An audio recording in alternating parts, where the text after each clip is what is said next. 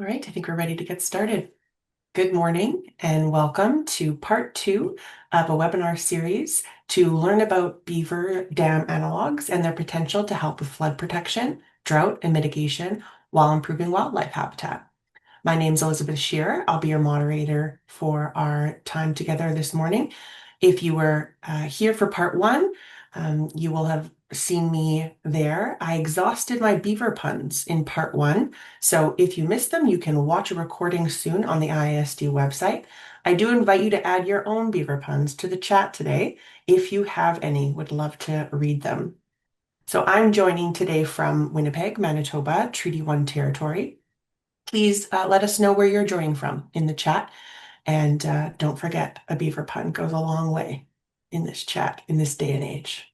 So beavers are increasingly recognized as powerful partners in watershed resilience. Their dams slow water, store it on the landscape, reconnect floodplains, reduce erosion, improve habitat, and help buffer both floods and droughts when built in the right places.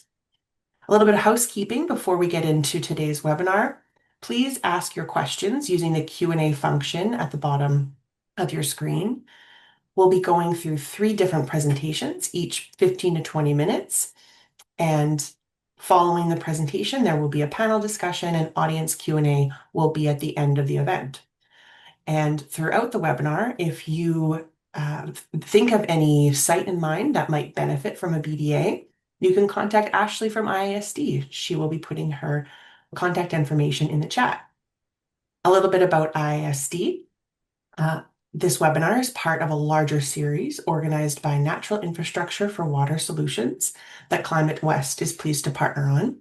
NEWS is a 5-year initiative led by IISD to help scale up natural infrastructure for cleaner water and more resilient communities across the Canadian Prairie region.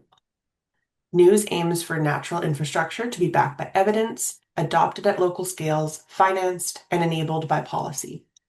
Click the link in the chat or scan the QR code you see on your screen to sign up for the monthly NEWS newsletter, which includes natural infrastructure-related news, reports, and events. I'd like to offer a land acknowledgement to start us off in a good way. For ClimateWest, our work occurs on Treaty 1, 2, 3, 4, 5, 6, 7, and 8, and 10. And we acknowledge the many First Nations, Métis, and Inuit who have lived in and cared for these lands since time immemorial. My office is located in Treaty 1 territory, which are the ancestral lands of the Anishinaabe, Inanawak, Tehedwak, Anishinaabeg, and Dakota Oyate, and is the homeland of the Métis, the Red River Métis Nation.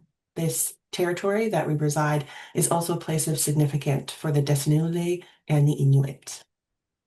A little bit about ClimateWest. Now that I have the floor here for a moment, we are the regional climate service hub for Alberta, Saskatchewan, and Manitoba. We're part of a national network of climate service organizations across the country. We help municipalities, Indigenous communities, organizations, and businesses understand the potential hazards and impacts of a changing climate, how to prepare for risks, and how to continue to thrive in the face of these challenges. We are funded by the provinces of Alberta, Saskatchewan, Manitoba, and the federal government of Canada through Environment and Climate Change Canada. A bit more about what we do is that we share climate information and resources to help amplify the most up-to-date and credible climate information available. You can scan the QR code or give us a call on our help desk, email. All that information is readily available on the screen. We can help you find local climate data, understand its implications, and provide guidance on how to integrate climate data into decision-making.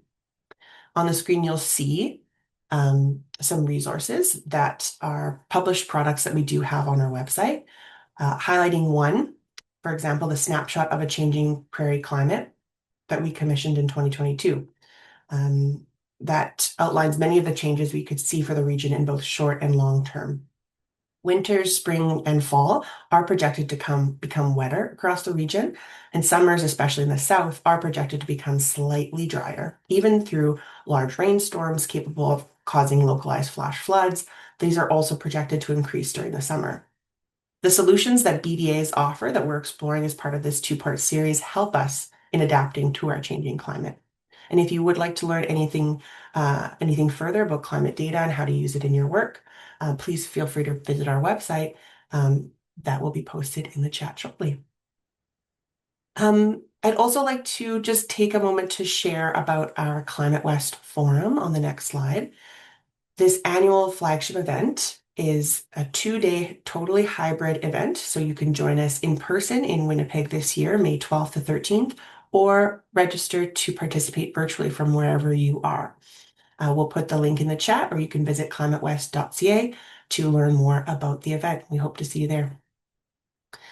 Lastly, I'll just give you a few housekeeping reminders. So please ask questions using the Q&A function at the bottom of your screen. The panel discussion and Q&A will be at the end of the event. And if any viewers think of a BDA site and are inspired to bring this into their community and their region, please do feel free to reach out directly to Ashley from IISD. So I have the pleasure of introducing our first speaker for today, Deanna Delval with the Freshwater Conservation Canada. Welcome, Deanna. Hi, everyone.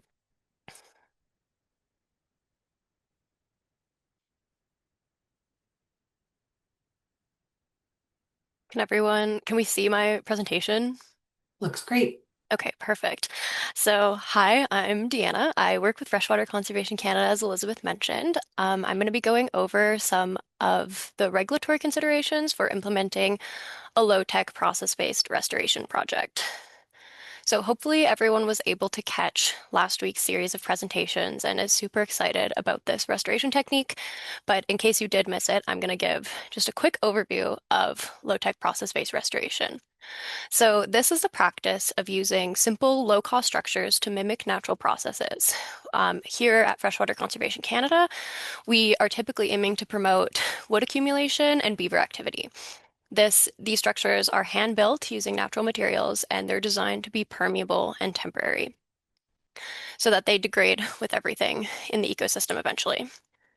Our first structure that we use at my organization is a beaver dam analog. So these are designed to mimic and promote beaver activity and form a pond. I think we're going to have some examples of this later in this panel, so stay tuned for that. These structures are channel spanning and they're constructed with a mix of woody and fill material. So I've just included a couple examples of BDA projects that we've installed so you can see some of the benefits. So on the left here is a stream pre-BDA. We see that there's a very incised channel. Water is just like running right through it. Our stream banks are eroding. There's not a lot of riparian vegetation. And then after we've implemented beaver dam analogues, the runoff is slowed. We're starting to see some growth on those banks. Our channel is widening. So these are all things that all outcomes that we wanted to see with the implementation of beaver dam analogues. Here's another example. You can see on the left, the channel was just like entirely dry, and that spring during the melt, after the implementation of the structures, we saw water on the floodplain, we saw more riparian soil saturation. It slowed runoff. So these are just some of the benefits that we've observed implementing these projects in Alberta, Canada. The next type of structure that we use here at Freshwater Conservation Canada is a post-assisted log structure. So these are designed to mimic and promote natural wood accumulation. So we are essentially just like piling a bunch of sticks and some fill material, but not as much as a BDA, into the river and pinning it together with posts. You can make these in the middle of the channel, attached to one bank, or spanning both banks like a BDA. And these are designed to create more stream diversity. So you can implement different types of PALs depending on what you are, what structure goals you are hoping to see in a stream.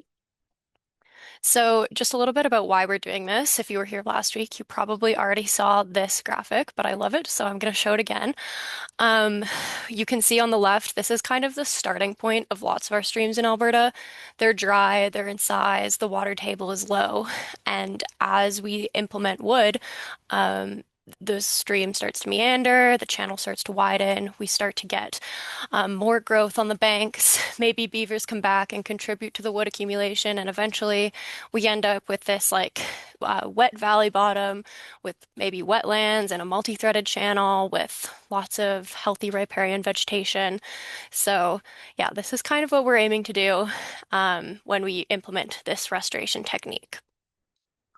So with that overview complete, I'm going to dive into some of the main regulatory categories for you to implement one of these projects yourself.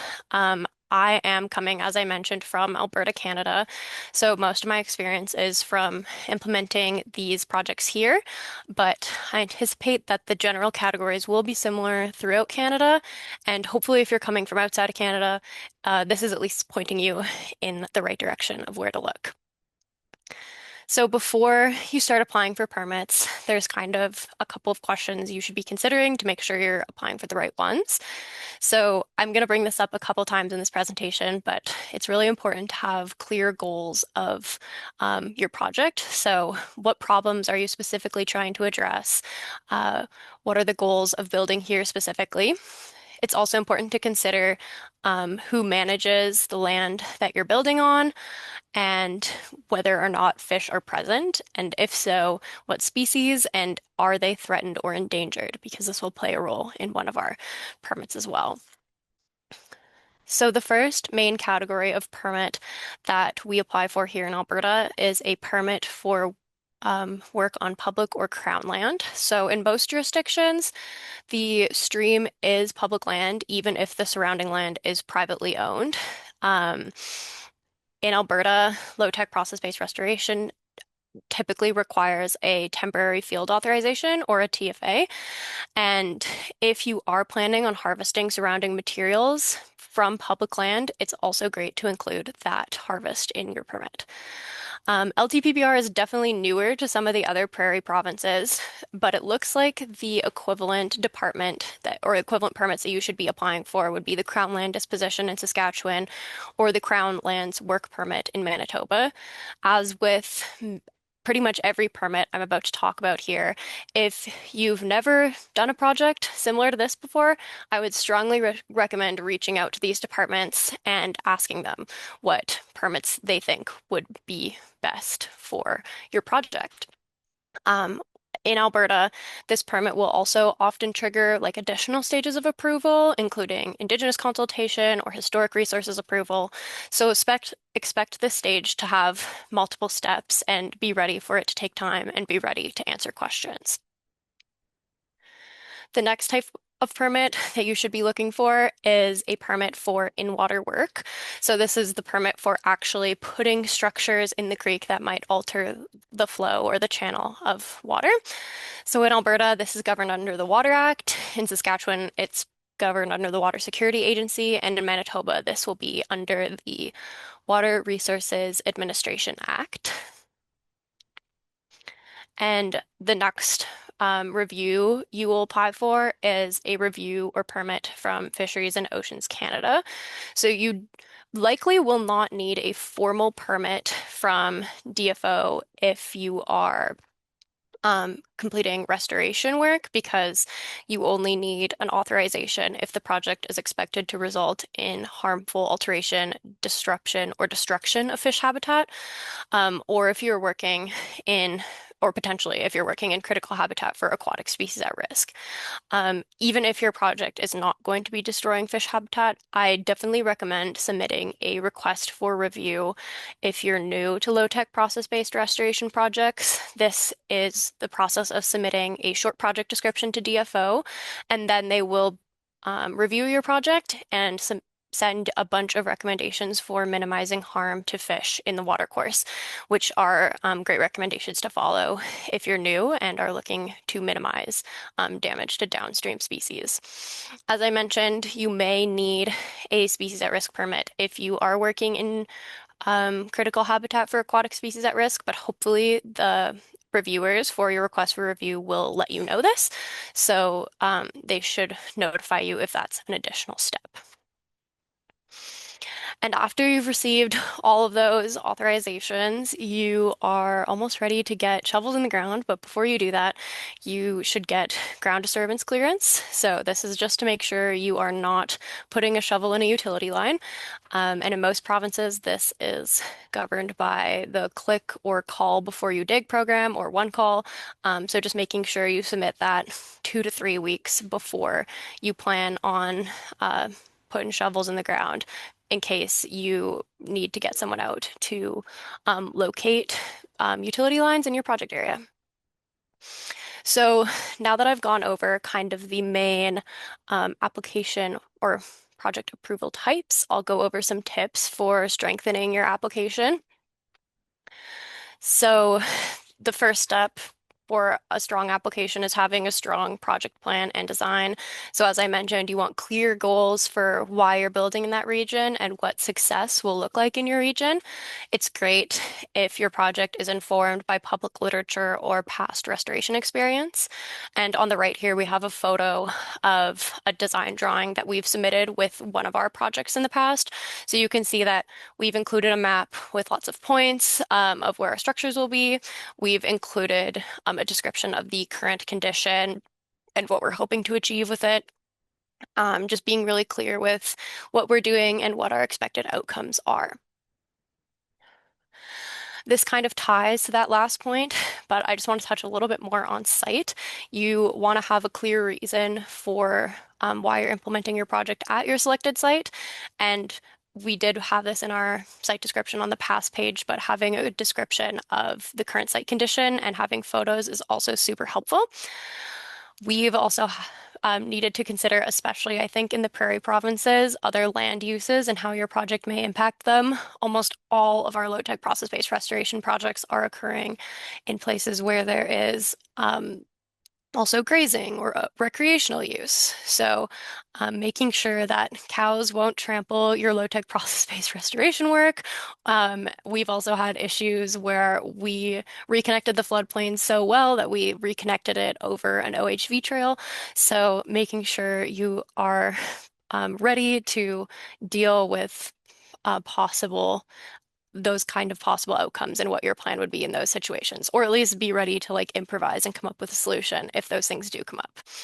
And finally, if you're working on private land, it's great to have letters of support from the landowners themselves. If you're working on public land, you may need support from leaseholders or Indigenous nations as well. So getting those letters ready before you apply is also a great step.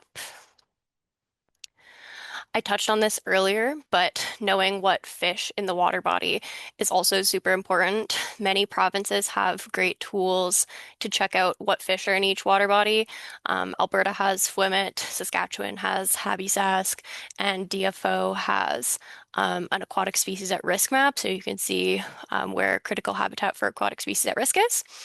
On the right here, I've got two photos of fish that we see in Alberta, and they will have like different considerations for when we're planning a restoration project. So on the top is a bull trout. It's a salmonid species, or it's a char, and it's threatened here in the province. So it'll have different requirements for ensuring like connectivity and ensuring protection than the fish on the bottom, which is a lake chub, which we obviously still care about, but will not need as much consideration. Um, with threatened species, many creeks will also have timing windows where you should not be completing in-water works to respect their spawning. So that's something to consider. I feel like it's especially relevant in Alberta's eastern slopes. So keeping that in mind.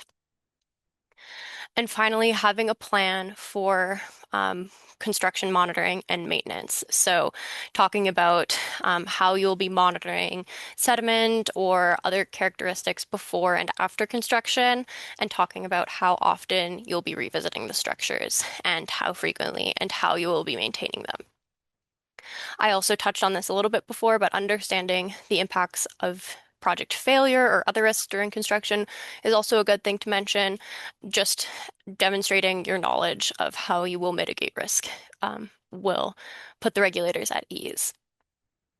So those are my main my main tips, but some additional things to keep in mind when you're applying for projects are to apply early because it takes us often 2 to 5 months for our approvals to get secured in Alberta. So getting those ready like months before you're hoping to implement your project. I've mentioned this also, but asking for help from the agency or other organizations that have been through the process is also a huge help. And I'll talk more about these two last bullet points on the next slides. So when we started, we were trying to start small so that we would be able to tackle the permitting process in like manageable sections. So our first low-tech process-based restoration project avoided channel spanning LTPBR entirely to limit like any regulatory concerns from fish passage barriers. So here on the left is us building a bank attached pal that did not cover the entire channel. You've seen this picture already a couple times in the presentation, but it was one of the first channel spanning BDAs that we built. So we contracted an engineer to design them for us to make sure that our first ones were done right. And finally, when we decided we were ready to implement a larger scale LTPBR project with BDAs that we were designing on our own, we started in creeks where there was no fish and that had poor habitat already. So on the left is Jim Creek. It's a creek that doesn't have any fish, was super degraded from grazing. So there was basically nowhere to go but up and very low risk of causing harm to fish or anything in the water body from us starting there. So those are just some ideas for making your first project a little bit more manageable. I obviously also recommend learning as much as you can about this technique before you get started on a project. So if you were able to catch last week's presentation, you heard from Stephen Bennett, and he worked with a couple of other researchers at Utah State University to put together a ton of resources. I'll make sure to link these in the chat when I'm done presenting. Um, but they made this great restoration manual, and this manual has great examples of design drawings that I talked about a couple slides ago. And the manual is entirely free online, so checking that out is a great resource. They also made a online learning workshop, and pretty much everyone who works at my organization on the conservation team does this in their first week of work because it's just become like so foundational to the restoration work that we do. So checking this out is also a great early step in your low-tech process-based restoration journey. And finally, like the best way to learn is to get on the ground building structures. So if there are volunteer opportunities in your area, we run lots of volunteer days. So coming out to those is great. I mean, you're already at this webinar, so you're already looking at learning, which is awesome. And if there isn't volunteer opportunities in your area, you can make them. One of our first projects in Alberta, we hosted a workshop for where we brought in folks from out of province and out of country to teach us about this restoration technique to start, yeah, to set off the momentum here in Alberta. So hopefully that was informative and not too boring. I know that permitting is not the most interesting topic, but I just hope that everyone has some great ideas and best of luck with your restoration projects. Thank you, Deanna. Yeah, thank you so much for your presentation. Not boring at all. Great recommendations to consider just the best success for your project. And I appreciate the call in to get started. You know, if there isn't something happening, to get the ball rolling yourself even. So thanks for planting that seed. Just a reminder to please put your questions for Deanna in the Q&A, and we will be going on to our next presenter. I'm pleased to introduce Amy Burlando with Cows and Fish. Welcome, Amy. I'll hand it over to you. So, as mentioned, my name is Amy, and I'm with the Riparian Management Society, more commonly known as Cows and Fish. And I am tuning in today from Calgary, Alberta, or Mohkinstsis, which is on Treaty 7 land. And so, Cows and Fish is a not-for-profit that works with land managers and communities to mitigate human pressures on aquatic habitat through riparian stewardship. And it isn't just about cows or grazing management. With appropriate care, we can have land uses that don't cause our watersheds to unravel. And so riparian areas are those green threads along the water's edge that sew the land and water together. And these riparian spaces are critical for providing functions such as water storage, energy dissipation, primary productivity, and they provide a source of woody debris to enter streams, creating complexity in the system. However, in order to maintain all the biological and physical processes necessary for healthy riverscapes or streams, there needs to be connectivity between the land and the water, or what we refer to as the channel and the floodplain. And this might be what comes to mind when I say the word prairie stream or stream in general, because it is the condition of many of our wadable streams. On average, after many years of measuring riparian health in Alberta, we see that about a quarter of our sites are unhealthy and almost half healthy with problems. Um, and similarly, in the US, the River Consortium estimates that about 79% of riverscapes are altered, with 70% of riparian forests removed or damaged. And so, how did we get here?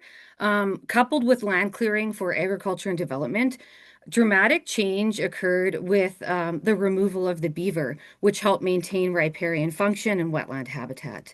So, in the first 2.5 centuries of the fur trade here in North America, the number of beavers trapped annually increased until the number of beaver in the area dropped substantially and became scarce in many former trapping areas. And so there used to be a lot more beaver here.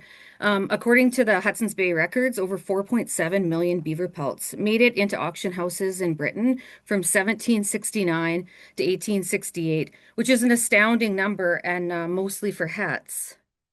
So these cumulative decisions and fashion decisions, I suppose, over time have led to structurally starved, down-cut streams without beaver. So incisement, as was mentioned by Deanna, is a form of vertical erosion. So a stream in this condition will drain way too quickly and efficiently, and it lacks connectivity with the floodplain. So that means that water is going to have a hard time getting up and out onto the floodplain to dissipate energy, to rehydrate soils, and that's going to limit riparian productivity. So what were once connected and productive valley bottoms are now disconnected and dry. And that means that all the processes necessary to maintain the system cannot occur. And this degradation left unchecked will lead to further degradation under climate change scenarios. So Stephen showed this diagram last week in his presentation. It's an adaptation of the stream evolution model, and I took this from the LTPBR manual that Deanna mentioned. So stage 0 at the top represents, pardon me, a pre-disturbance condition. So a riverscape here is characterized by multiple channels, high floodplain connectivity, and it's resilient to disturbance. So natural evolution from a degraded system, like I showed you in that last slide, back to a healthy state will take thousands of years. But beaver speed up that process, as you'll see on the diagram on the right, through the building of dams and ponding of water. They help accumulate wood into the system. They also help lift the channel bottom. But it's not as simple as putting beaver back into our systems. In most cases, due to habitat degradation, the first step might actually be restoration before beaver can move into a system, such as using things like BDAs to repair incised channels, or actually just addressing the ongoing disruptive land use practices that are at play. And what cows and fish, we always try to take that more holistic approach and address the cause as well. In other situations, social tolerance and policy changes might limit successful recovery. For example, beaver management, such as lethal removal, may limit the persistence of beaver in an area, and government policies might actually limit moving beaver into an area. So, working with Beaver for watershed resiliency and restoration formed in 2016 as a partnership between Cows and Fish and the Mistaki Institute, and we've been collaboratively exploring and promoting the role that beaver play in watershed health ever since. So, working with landowners, municipality, industry, government agencies, First Nations, conservation organizations, working with beaver enables the realization of positive watershed outcomes through beaver coexistence. And so to maximize the benefit of beaver, we take a multifaceted approach that promotes coexistence through education, training, and also researching innovative tools such as beaver dam analogues. And so, as the saying goes, an ounce of prevention is worth a pound of cure. And so, we think that coexisting with beaver and keeping them on the landscape is a proactive way to maintain the benefits they provide while minimizing conflict. And so, our priority is typically promoting coexistence. Keep beaver where they already are. But we do recognize, as a result of colonization and development, beaver aren't in a lot of places where they used to be. And as mentioned prior to this, there's a lot of habitat degradation that doesn't allow for healthy beaver populations. So that's where beaver mimicry comes in. These images are of Pine Creek, which is a tributary to the Bow River within the Anne and Sandy Cross Conservation Area, which is just southwest on the southwestern edge of Calgary. And so historically, Pine Creek supported abundant beaver activity, as evidenced by the many large derelict beaver dams in the center picture, and also from historical anecdotes provided to me by the Anne and Sandy Cross land manager, who's been managing that land for a long time. And so when Anne and Sandy Cross was established over 38 years ago, over 50 beaver called this stream home. However, the gradual loss of beaver over time throughout the watershed has led to a lot of the loss of a lot of the benefits that the beaver in the area provided. And we're fortunate in this case to have a some old video footage. So pardon the graininess. This is about 30 years old, and this is the reach of Pine Creek that we're now working in. This is what it used to look like when beaver were there. So you compare it to the last slide that I showed you of barely visible channel and very little water. Look how much water and habitat is here.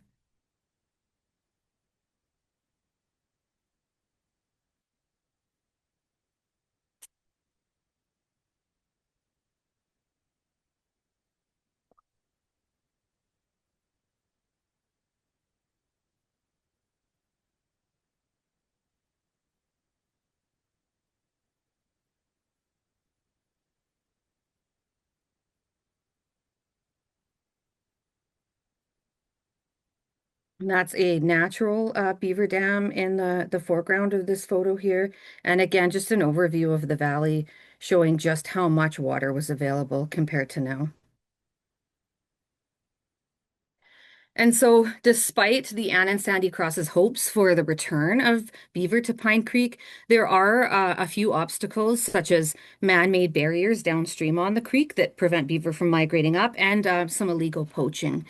However, they are optimistic. This project was a way to kickstart the return of beaver into a north reach of Pine Creek. And as mentioned in its current state, the stream is pretty incised in places. It can run dry despite many springs in the area. And currently, there's not enough water for beaver to safely establish. There's a lot of predators in the area, so beaver need water to be able to escape predation. So, using the help of many other agencies, such as Freshwater Conservation Canada, the Mistaki Institute, a big group of students from SAIT's Integrated Watershed Management Program, and other volunteers, we put 20 BDA structures into this small reach. It's about a kilometer long to start pooling water. And I want to express my gratitude to Anne and Sandy Cross for their ongoing commitment to habitat conservation on working lands and beaver coexistence. And to all the volunteers, particularly Freshwater Conservation Canada, for the use of their hydraulic post pounder, which really helps speed this process up. And one of the principles of low-tech process-based restoration is strength in numbers. And I think this applies not only to the number of structures that you put in, but the team that helps you do it. And so here are some action shots installing the structure. In this case, we started with a depth of about 3 centimeters. And by the time we were finished, we had 60. And I'll just share a little video of us building one. This is what the start of the structure looks like. We have these posts, untreated wood, put into the stream bed. And we're going to pack this material to build up a human-engineered beaver dam. The idea here is not to build a wall, but to build like a speed bump, so it's more of a ramp. Starts to ramp up on your upstream end, ramp down on the downstream end. So we're going to pack it with sod to start to plug up the water. And then we're going to lay some leafy branches running upstream to downstream, what we'll refer to as our mattress, on top of the sod, and then we'll repeat, like making a sod and vegetation mattress lasagna.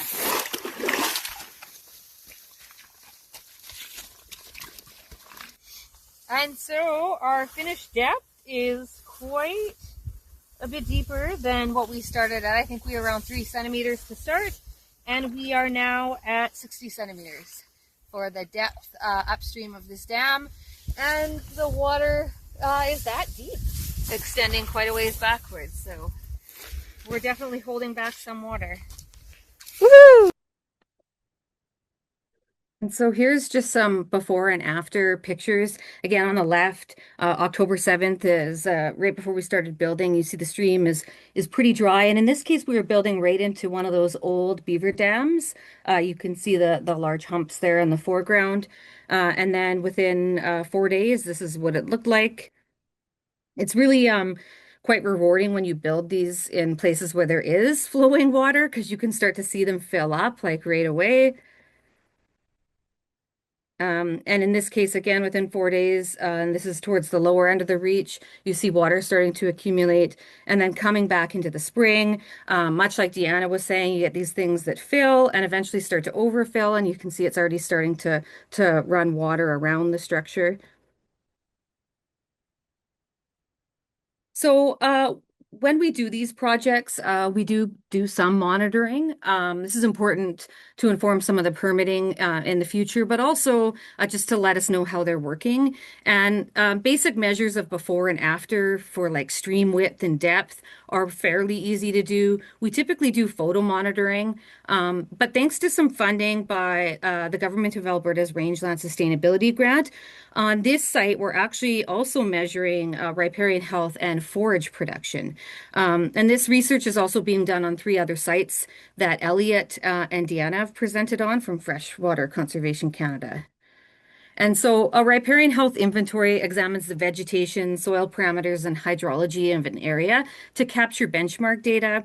It also examines the details of plant community and structure.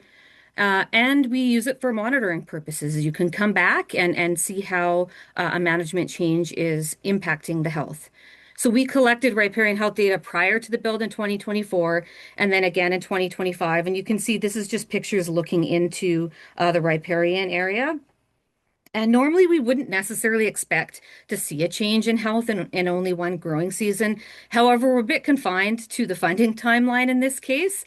And it's pretty promising already to see that some of the vegetation parameters, such as tree and shrub regeneration and invasive plant cover, are already changing, leading to an increase in the vegetation score of about 3%.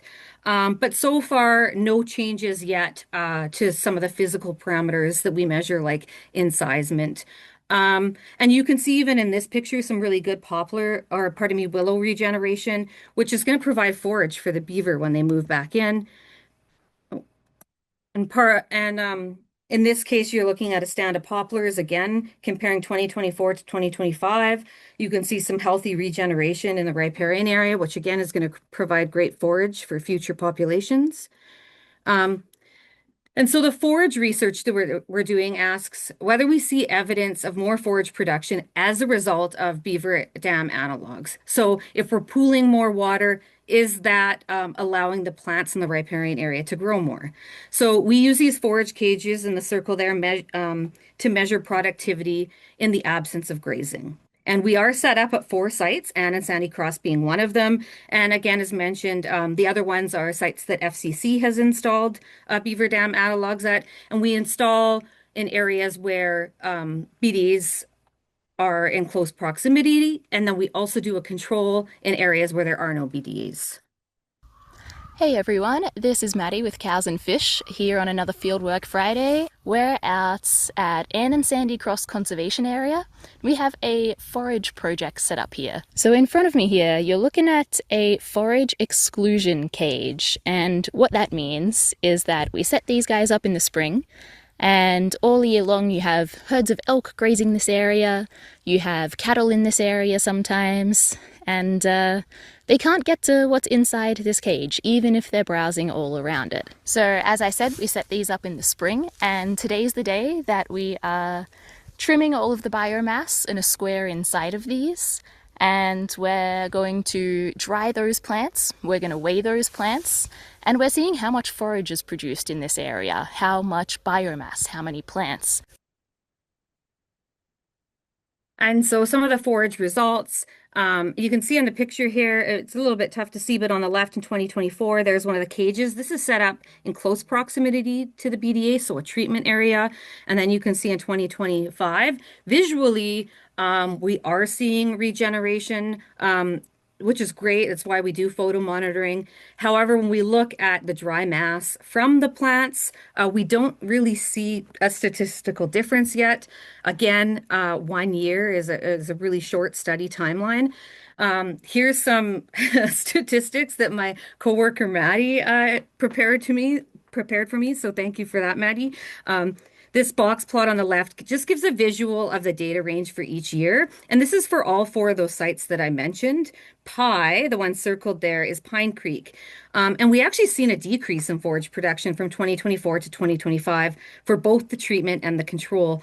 But that means that it's a result of things like drought or delayed precipitation in the growing season. Last year we had a really wet July and kind of August, so things were a bit late. Encouraging to note, though, is that although the dry mass is down in 2025, it went down less for the treatment sites than it did for the sites that don't have BDAs, meaning that the BDAs are buffering some of those weather limitations in the growing.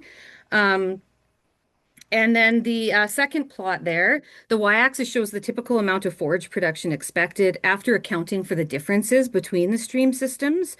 And so the difference between the control and the treatment grew larger from 2024 to 2025, which is what we want to see. It just needs to keep going in that direction. Again, 2 years is a very short period to have measurable change for both riparian health and forage. This monitoring has been great at capturing some of that change, so we hope to continue doing it into the future. And I want to finish off with this. This is a picture that's often referred to as the Emerald Refuge, and this is in Idaho. So in 2018, the Sharps fire burned about 65,000 acres in Idaho. And after the fire, areas where beaver dams had created wetland complexes, those areas remained emerald green amid a blanket of brown and burned. It's very likely that our future holds more variability in terms of climate and including extreme events such as fire and flood. So having beaver on the landscape may help us deal with some of this variability. And I do want to close with a quote from this paper by Jordan and Fairfax, which is cited here on the slide. And if you haven't read it, give it a read. It's an excellent paper. And in it, they say, our fish, water, and forests depend on our willingness to act. We cannot just continue to study the situation without also taking action. There is absolutely more research that needs to be done to optimize and quantify beaver-based restoration. In an ideal world, we would wait to act until every last detail was sorted out. However, given the trajectory of climate change and increasingly threatened water resources, we simply do not have that kind of time. Thus, we should implement process-based methods in degraded streams across the continent now. We should start rewriting our beaver management policies today to actively support coexistence so that if and when beaver arrive in a riverscape, they can thrive. And with that, I'll just say thank you to the funders of this project. And if you want to coexist, join our list. You can scan this QR code. I'll also put a link to our website if you want to stay informed about new resources as they become available, opportunities to attend, building beaver dam analogs, or other beaver coexistence related tools. Thank you. Thank you so much, Amy. That was a fantastic presentation. It's incredible to see how the landscape can change in such a short time. And so thanks for sharing some of that archival footage. And also it's impressive how quickly things can start to improve. as you demonstrated in all of those photos. And I appreciated your call to action on, implementing some of these and doing more studies. Um, so thanks again for that. All right, Uh, thank you. a reminder for folks to put your questions in Q&A, and we're going to tackle Q&As at the end of our presentations. Next, I have the pleasure of introducing Alvin First Rider from Blood Tribe Land Management. Go ahead, Alvin. Okay. Nasto anagok nato yun na saksan. Yeah, my name's Alvin First Rider. I'm the Environment Protection Manager with Blood Tribe Land Management, and just here to talk to you about our kind of our coexistence projects that we're trying to incorporate on the Blood Reserve that that go along with our other projects that we're trying to establish. So yeah, just a little bit about the Blood Tribe Land Management. We get our authorities through our Blood Tribe Administration under the Government of Canada.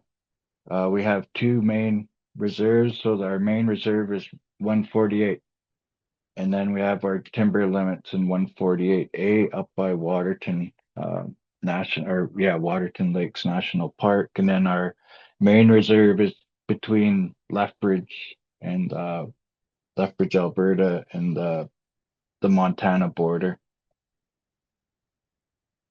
So yeah, our Environment Protection Division, just a little bit of background on it. We conduct ecocultural research, Western science, and then we use those to help our management objectives. We monitor and report on the conditions of our ecosystems to our leadership and then to the public in general. We're developing conservation plans and then just reestablishing Indigenous-led management techniques that have been suppressed due to colonial practices. And we're really trying to reignite that relationship that our Indigenous-led conservation, our Indigenous-led practices help shape these ecosystems. We're trying to reconnect those relationships that have been like I said, suppressed due to Indian policy and colonial policies. So yeah, our main goal is to reestablish that cultural and spiritual connection, but looking at how degradation has impacted our ecosystems and then kind of created that ripple effect and affected our spiritual and our cultural connection, and then also our personal connection with ecosystems. So it's really driven by the buffalo beaver economy that was established when settlement was happening.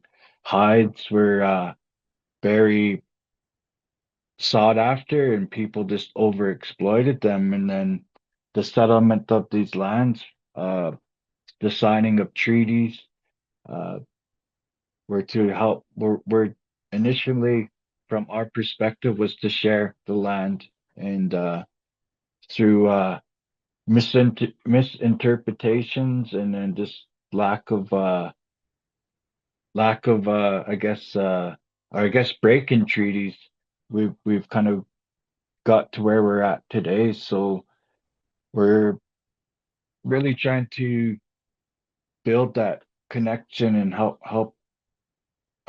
each other, I guess, is how in our true intent of what the treaty meant. And through that we're creating collaborations and trying to work together with uh, everybody, so we could manage our landscapes from that landscape level and help our ecosystems thrive instead of they're in rough shape at the moment. But yeah, we're just really trying to reestablish those connections that uh, indigenous people once had on this landscape. So yeah, ecocultural restoration is our goal here.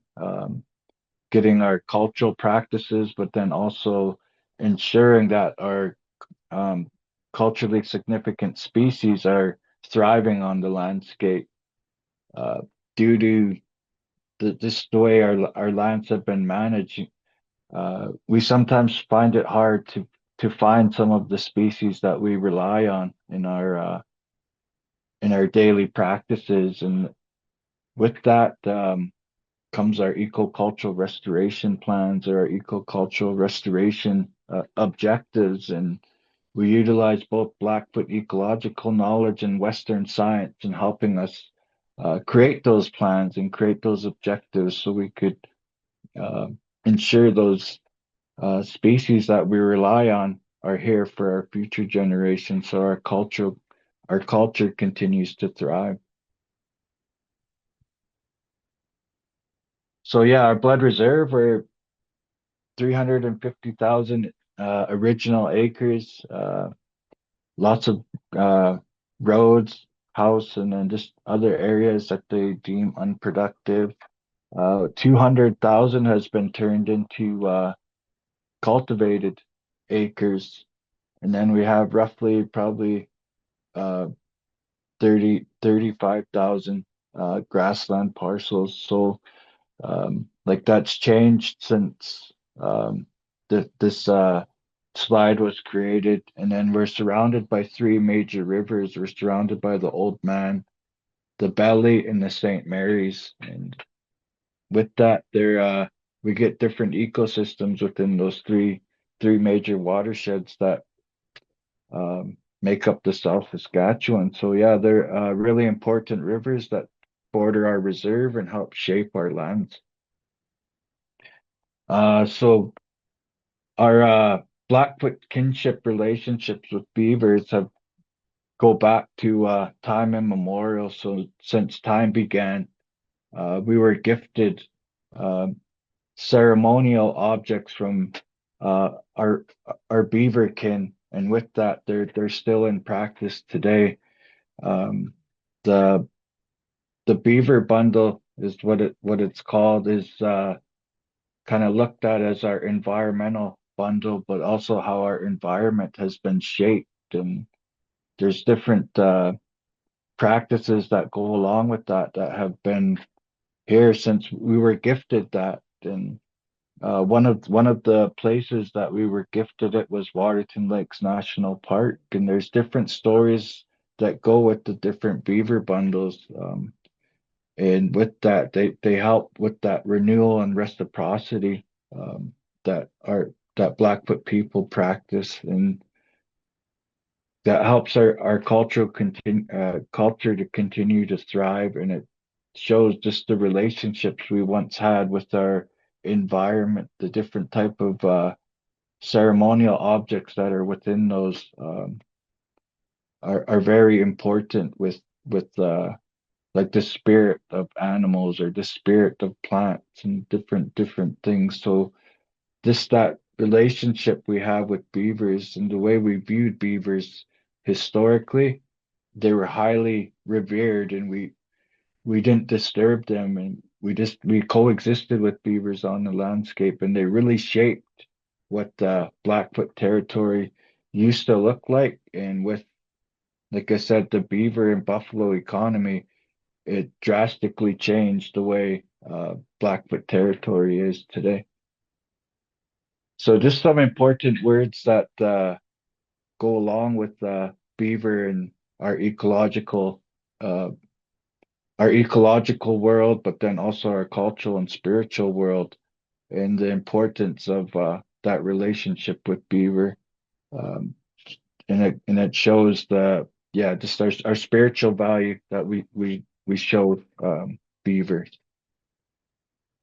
So yeah, to get back to our project, our coexistence projects, in partnership with the Mistiki and then Cows and Fish, we started to look at reestablishing that coexistence relationship. Like what was the current conditions beavers were within the blood reserve? Um, what were people's viewpoints on them? And a lot of people, because they threatened infrastructure, and with this that contemporary viewpoint, people looked at them as nuisances, or um, they they see them as yeah, just a nuisance, or they don't really realize the importance beaver had. So we had to do a lot of education and awareness, and we're really having to push a lot of that, and continue to work with our membership on reestablishing that relationship, because due to residential school and different educational systems, people just, it's been ingrained in the public that beavers were nuisances, or they're just not good for the land, and that's a very wrong viewpoint. So we're trying to shift that, what's been ingrained in people, and show them the importance that beaver have on the landscape. One of the projects that we used was Beavers from Space, was utilizing citizen science to document potential beaver habitat within the blood reserve, and then we would go out and ground truth after people verified or didn't verify. So this beaver from space, it randomly selected areas that looked like there was beavers on the landscape, and then people would go through that imagery and say yes, they see like a beaver lodge or beaver dam, or they see a cultivated field and there is no beaver habitat within it. And then we would go out after everybody went through it, we would go out and verify if they were actually right and did see beaver lodges or um, dams on the landscape.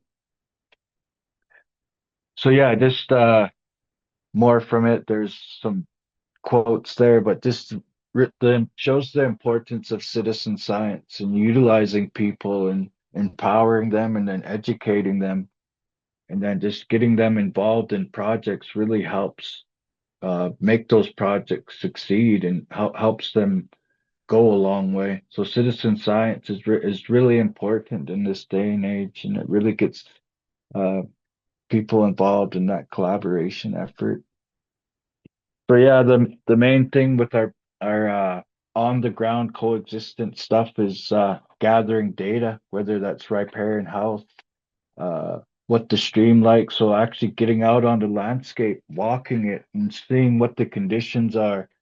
Um, really, it's really important. It's really important to connect with that ecosystem, and then it shows what's missing and what's needed. So collecting data is really important to create that narrative of the importance of putting structures in place, or putting coexistent structures in place, so pond levelers. But this case, we're actually doing some surveys to install BDAs.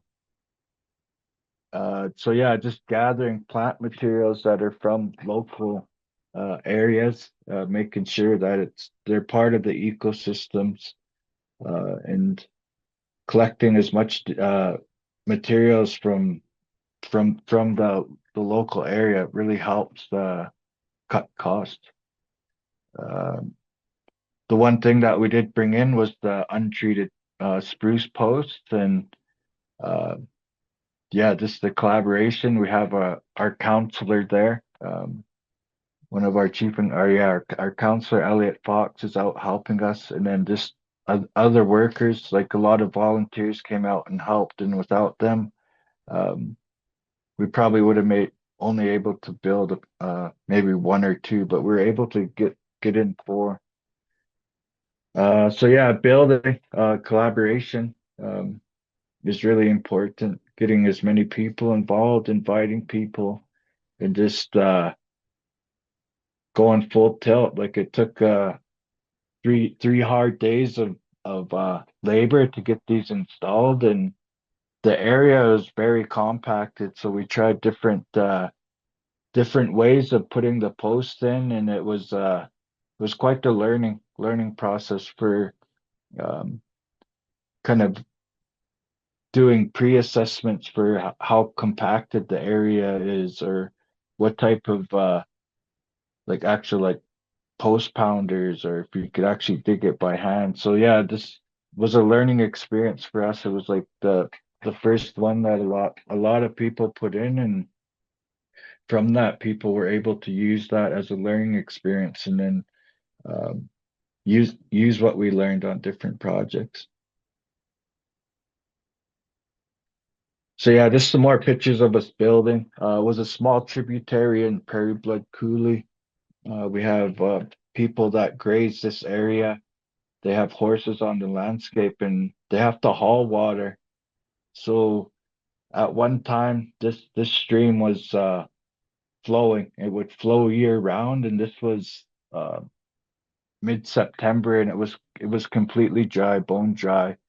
And this the history or the stories that people would tell us was that this was once a healthy stream that has been impacted by the regulation of streams upstream, and it's caused well, like a financial burden because people are having to drive like 20 minutes one way to be able to haul water, and then just being able to have that capacity to haul water.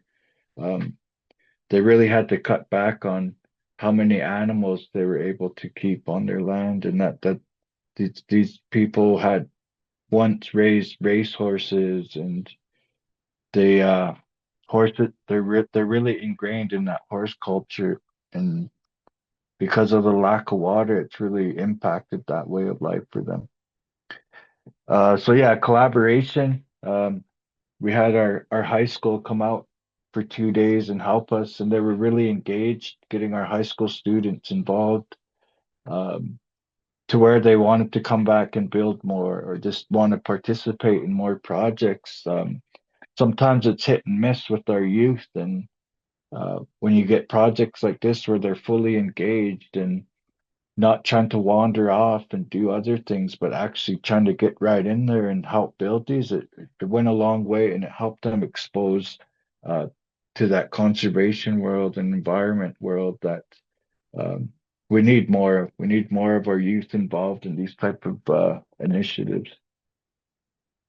So yeah, just our high school coming out and then our technicians, and by the end of it, there was just a small crew of us there that built our last BDA, which was our tallest and widest BDA. But yeah, we were able to get what we initially wanted to build through collaboration. And then this is the example of it working, storing water. And then this is the a picture from a year after going back. It shows that there was actually the water stayed compared to the year before where it was bone dry, no water. So it created that speed bump to slow down the water and at least store it on the land.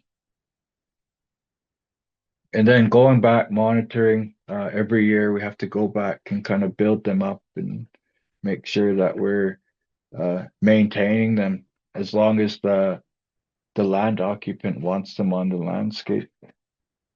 Some other coexistent structures. So we identified 5 areas where they were um, flooding basements, but then also flooding roads, and we were able to install 4 pond levelers on the landscape. So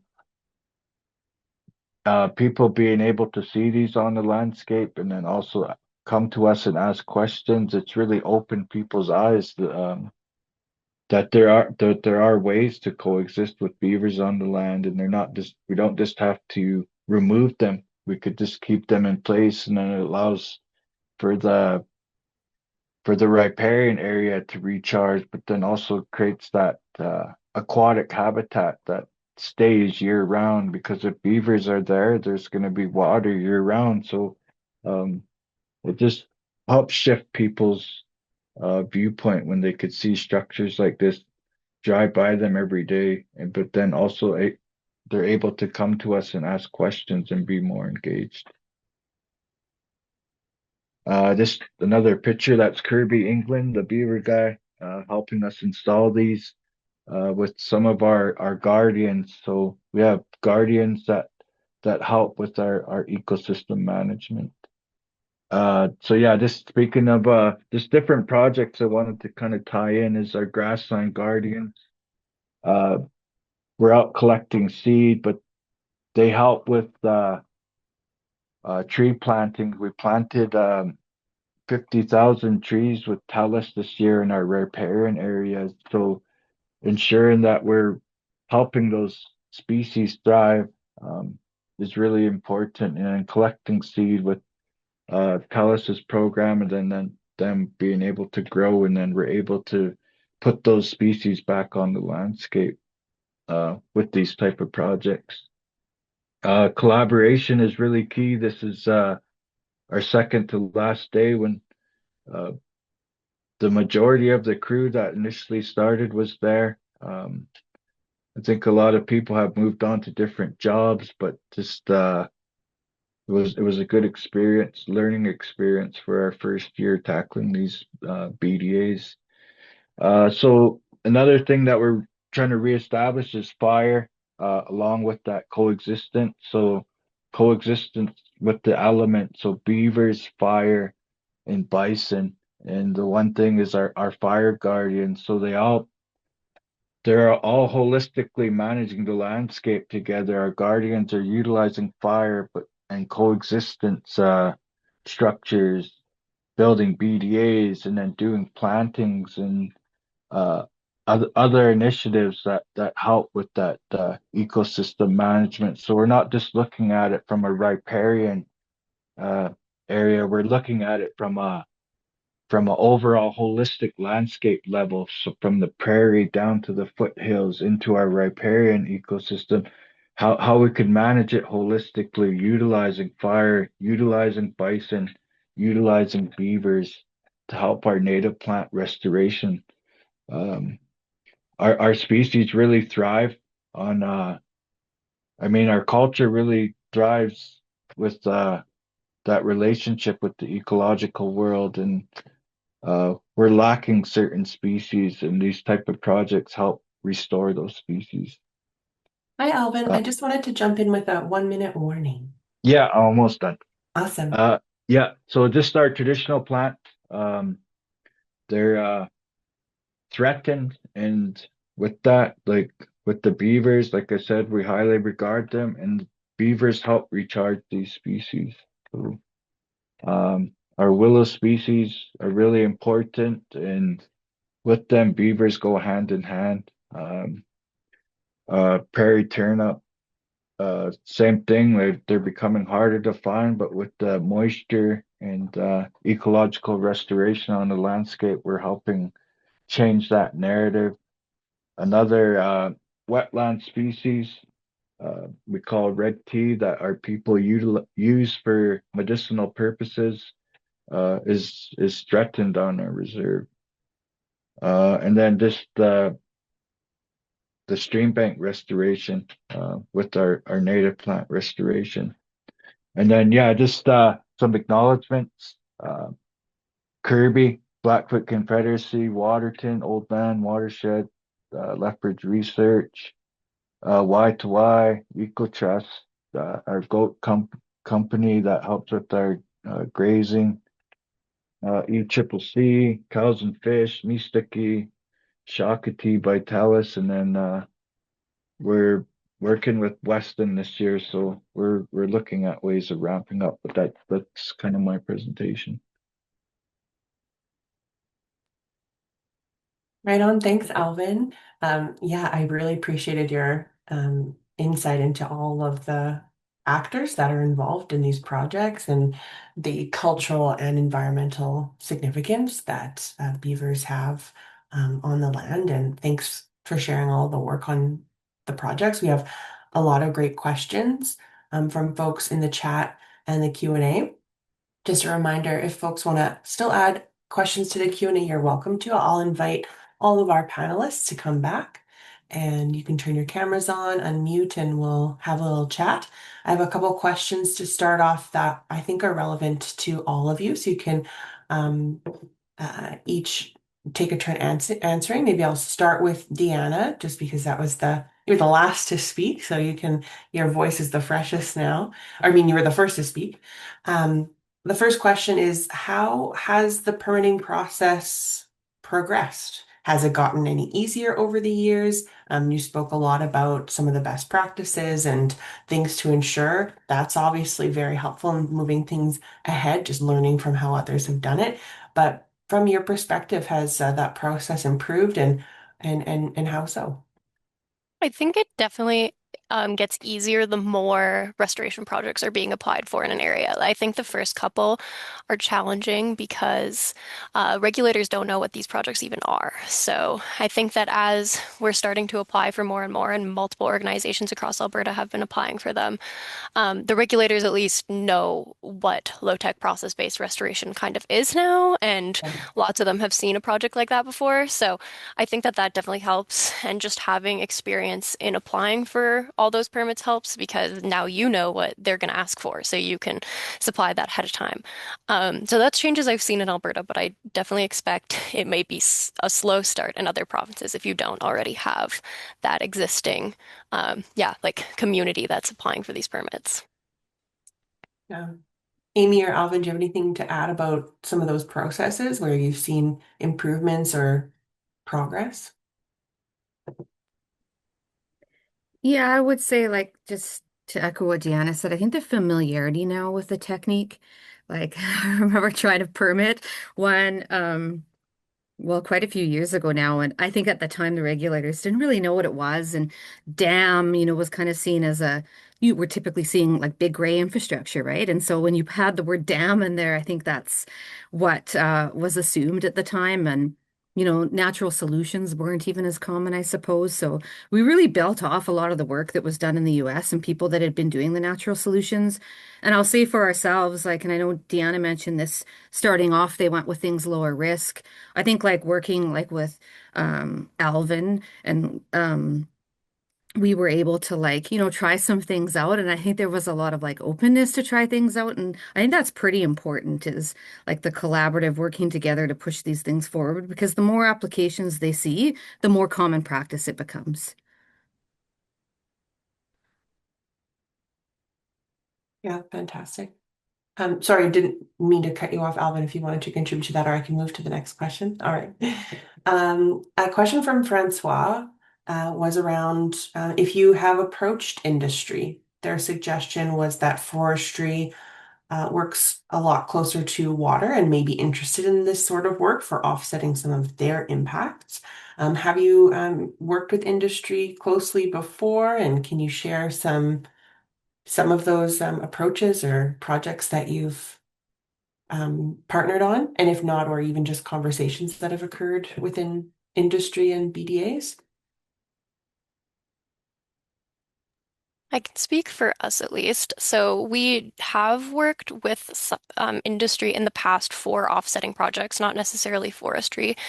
And this is a little bit more of a complicated process because there's definitely like additional requirements that come with accepting a project as an offsetting project. But typically, when we are accepting funding through offsetting, we're using offsetting money to fund projects that we already wanted to see happen on the landscape. So instead of yeah, them kind of telling us where the restoration is happening, we're kind of having these projects in mind that we want funded, and that's just like a way of getting funding for projects that we might not necessarily have funding to do otherwise.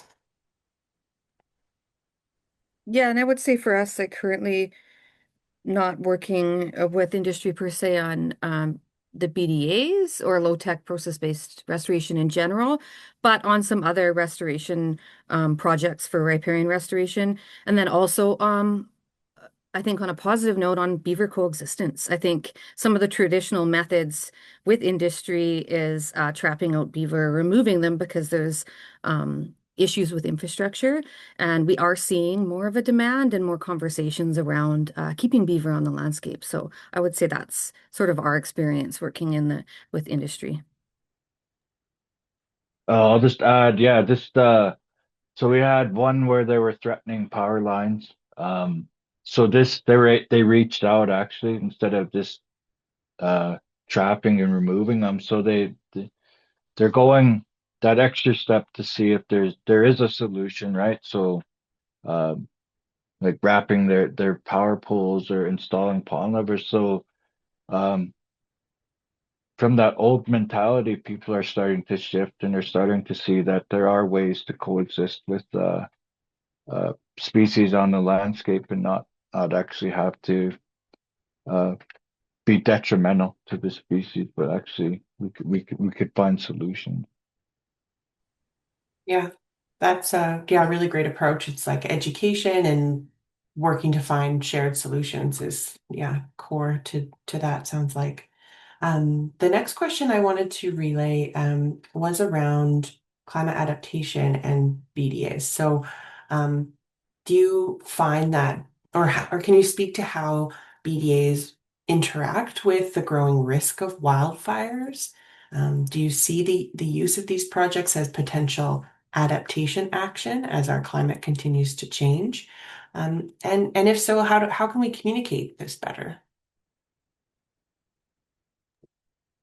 I mean, I would say yes. And that slide that I kind of finished with, you could see, I mean, that wasn't BDAs, that was natural beaver activity. But in the US, with work by Dr. Emily Fairfax, there is some work on like remote satellite monitoring so that you can measure kind of the impact and the greenness with beaver dams and human engineered beaver dams, such as BDAs. And a cool thing about it is, in a lot of those situations, you can take areas that have been previously burned and just see the difference. And in some cases, you can see areas where they actually acted as a fire break.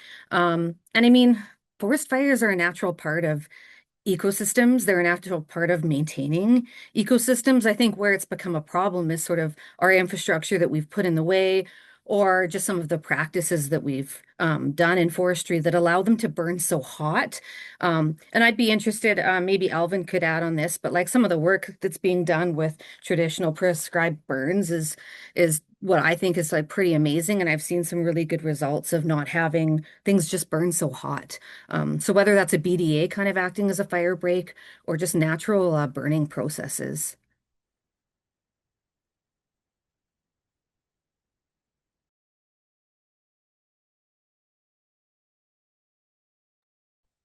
Okay, great. Thank you. Another couple questions are around getting people engaged. It seems like a lot of the projects that you've shared today involve a lot of volunteers. Do you have suggestions around how to successfully engage volunteer to make sure that you're constructing effectively and also maintaining uh, as process? You've all acknowledged that you also need to be monitoring and upkeep with the structure. Um, and separate to that, there was another question about just involving youth and if you have experience of involving youth in these conversations, we'd love to hear a bit more about that.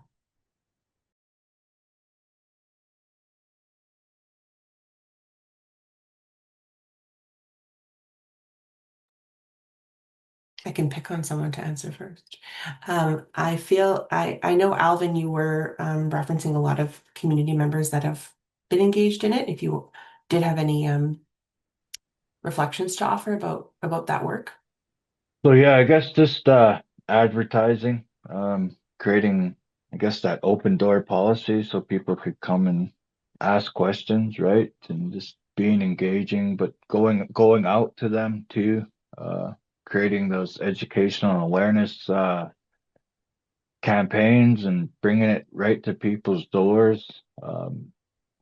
Also just yeah, trying to work with our school systems and inviting them out to have field trips, or if they do have conservation clubs or whatnot, like getting them involved in what we do, whether that's our range health assessments or riparian health assessments, or just learning about birds or the plants that are within the reserve. Just uh, finding that time to spend with people is really important, and then just having a place for them to sign up too, right? So if you are having a like a BDA build, creating a poster or social media campaign, and then giving them a place to where they could sign up, and then just being clear in what you want done. Yeah, right on. Yeah, I love that idea of working with school systems, and field trips are very nostalgic when you think back to that would be a very memorable activity to involve youth from a community in. Deanna and Amy, did you want to speak a little bit to like engaging volunteers in these projects and kind of the work that goes into that? Because I know it can be a labor of love to involve, even work to create the space to involve people in these projects. Yeah, for sure. I mean, as I mentioned, like we have like a place where people can sign up, whether it's like through signing up for a newsletter or for it to be on a volunteer list. I think it's like on the homepage of the Cows and Fish website. It's on the Working with Beaver one. I know FCC has the same thing, and we have a lot of the standard recruits that come out to a lot of events. I think people just really feel satisfied with something tangible that they can do where they can see the difference happening right away. And I think building BDAs is a great example of that. So is like a lot of bioengineering. Many of the local watershed groups all also have, places people can sign up. So I think we really work as a community. Anytime I hear about something FCC is doing or a local watershed group, we're trying to promote it on our social media. Um, and as even working with universities and colleges, like I mentioned, SAIT, Polytechnic had come out to help us build those structures at Anne and Sandy Cross Conservation Area. I think that's an amazing opportunity for students when they're in college and university or even high school, right? To be like, what do I want to do? I want to do something that makes a difference. I need to try some things out, right? Maybe field work isn't for me, but maybe it is. Yeah, so I think, much like Alvin said, just advertising, getting out, helping each other cross promote. I know we had a teacher strike across Alberta. I brought my kids. So, yeah, a lot of people from different organizations have now met my kids because they've helped do a lot of restoration. And one of the things they've taken back to their schools and to their friends is that, yeah, you guys should try this too. It's like so much fun, and we get to help the environment. So. Yeah, super important to engage young people. They're our future. So, Awesome.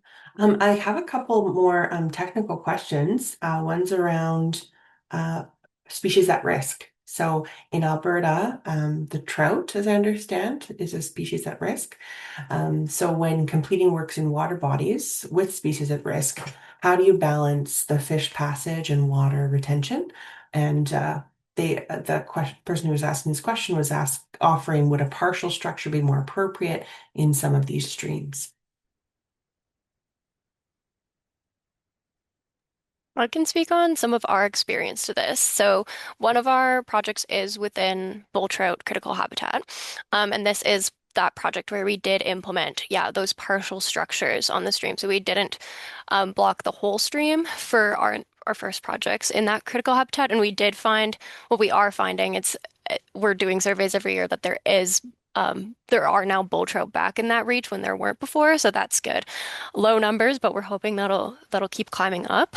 There isn't a lot of evidence necessarily to support that beaver dams um, block trout species completely. Like I think in Alberta, beavers and these trout species, they lived together for like thousands of years before they were trapped. So there is definitely evidence that they're able to move around through these dams. Though with that in mind, I definitely wouldn't be cutting off the water supply with a BDA project. Like if your stream is like a trickle, putting a BDA, which will pond the water and de-water sections of the creek in a slow flowing stream, might not be the best solution. But if you have like tributaries that are feeding into critical habitat that are currently fishless, we're also doing projects on there where we're trying to like increase water storage so that that might be like potential habitat for them. So those are a couple different solutions. Hopefully that's helpful for whoever asked the question.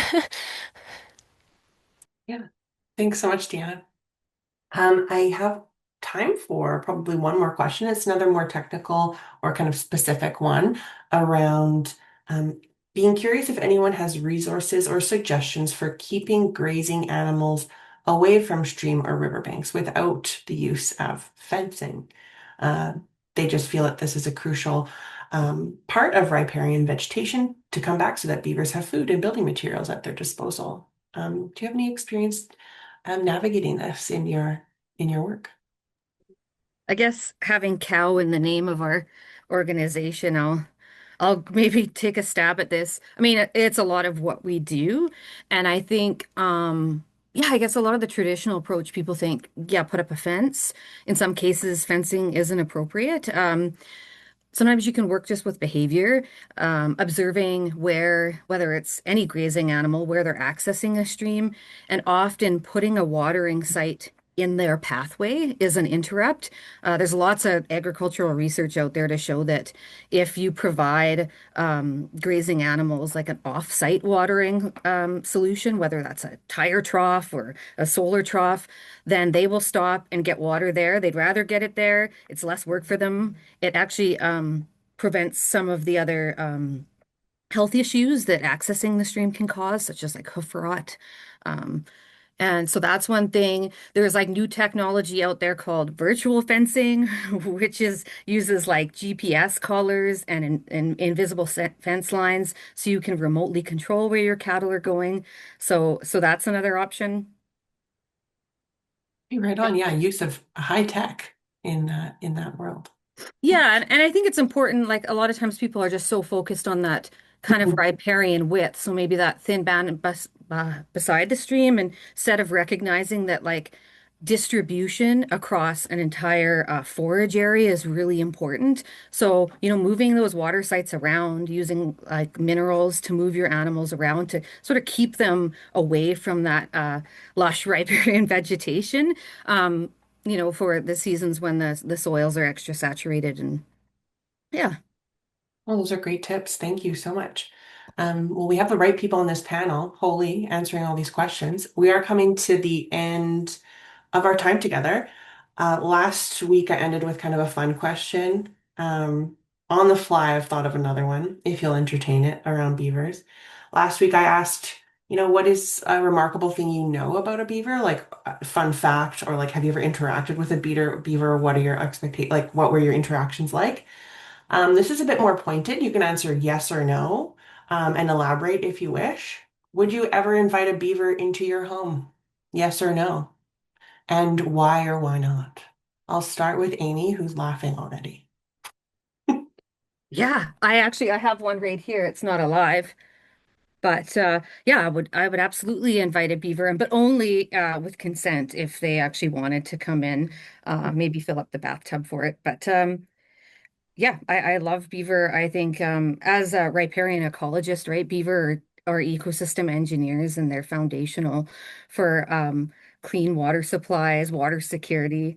So yeah, happy to offer them whatever they want, maybe some woody forage or anything else in my fridge that might be appetizing for a beaver.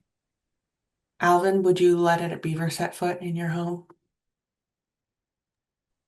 So yeah, from like I mentioned, we have a beaver bundle, and that's technically bringing a beaver into your Oh, yeah. home, right? So yeah, just from a spiritual level, we do practice that, right? That relationship with beavers. But yeah, I guess like from a pet level or whatever, yeah, I don't know. I guess I would try to help one out.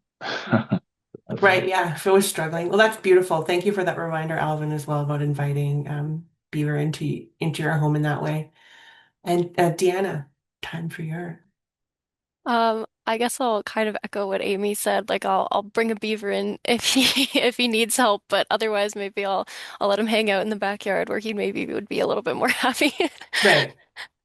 Yeah, Michelle added, a dog would they would not. Their dog would lose its ever-loving mind. So yeah, amazing. Well, thanks for your insights into the BDA projects and all of your work on the ground involving community, different stakeholders, and moving this idea forward. I'll remind folks that this webinar it has been recorded and will be posted on IISD's website.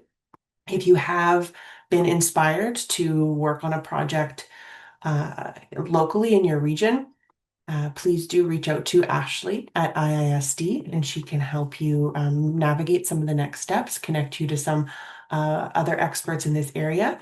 And if you weren't here for part one, that recording will be available on the IISD website as well. So thank you so much again, all, for joining and for your time this morning.